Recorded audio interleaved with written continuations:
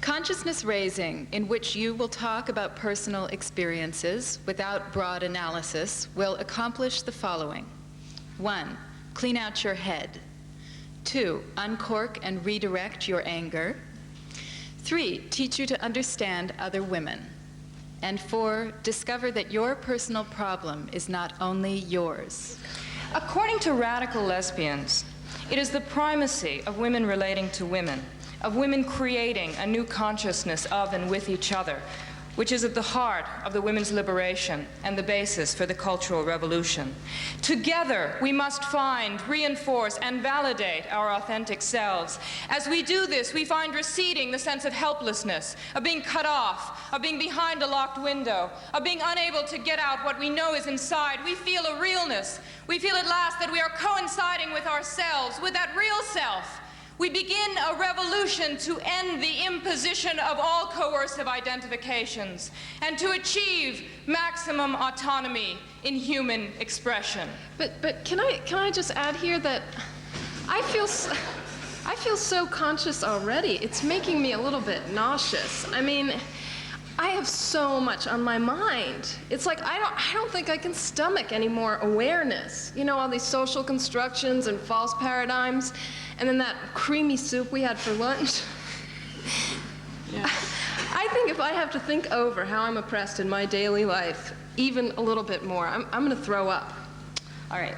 Before we go any further, I have to ask you guys a question. Okay. Does anybody here actually believe in the self? Could I see a show of hands? Well, I do. I mean, not in myself, but I believe in some of yours. I guess the problem I'm having is if you don't accept the idea of a fixed self, how do you even start to think about a liberated self? I mean, what would that be? Every time I think about it, all I can come up with is Julia Kristeva singing Free to Be You and Me. So I started out by saying that I haven't had experiences with groups of women other than this one. Why did I say that? Andrea is thoughtful. She can feel the interest and support of the group. The group remains silent in the hope that Andrea's unconscious experiences of her feminine past will surface. I mean, my mother and her lover were feminists, okay? And they were very open about their sexuality. All of their friends were lesbians. But it wasn't a problem. It wasn't an issue. It wasn't about how they dressed or how they talked. It wasn't about identification, you know?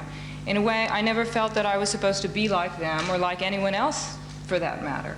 It wasn't in opposition to anything. But she's still reaching. She's building to something critical.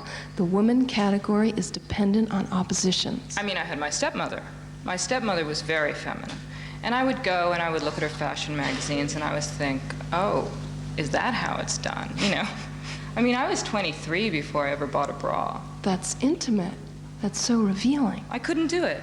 And I went back and forth in my mind. Should I wear makeup? Should I shave my legs? Such insidious questions. And why should I shave my legs, you know?